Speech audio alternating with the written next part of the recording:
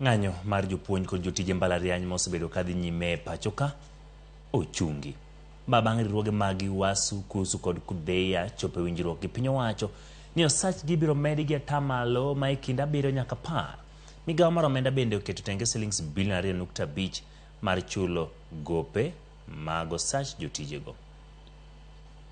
After all this, we are now ready to sign a return to work formula, which will mean that the strikes are now concluded. For academic staff, the employer undertakes to immediately pay the basic monthly salary at the rates advised by the government with the interministerial committee as follows.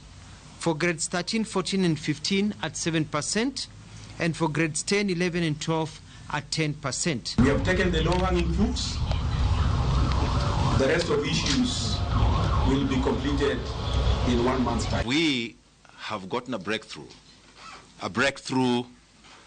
that then makes me to tell our members that we have a deal. We have been striking and we have struck until we have striken a deal. We are happy that in the history of strikes in the university sector, this was the shortest.